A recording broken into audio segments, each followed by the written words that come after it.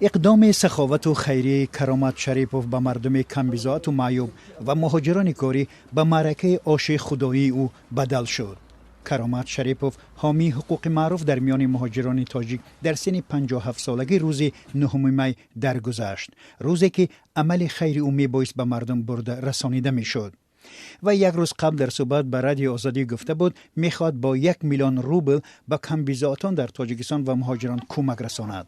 نزدیکان کرامت شریپوف گفتند پس از مرگش برای آنکه به وعده‌اش بی‌وفایی نشود، یاری‌های او را به 300 زن و مادر کمبیزات در یک خوابگاه در محله 33 پایتخت تقسیم کردند.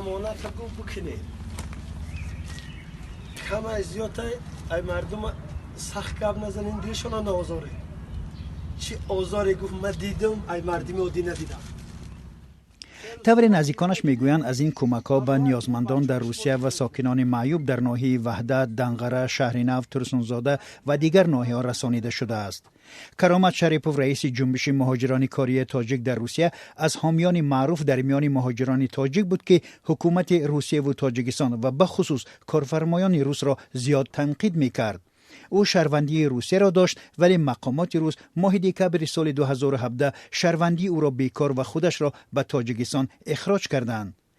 کرامت شریپوف سال 1963 در ناحیه فیض‌آباد تولد شده، سال 1984 مکتب عالی حربی سیمفروپول را ختم کرده است. بعد ختم تا سال 2000 همچون افسر نیروهای مسلح روسیه در این کشور خدمت کرده است.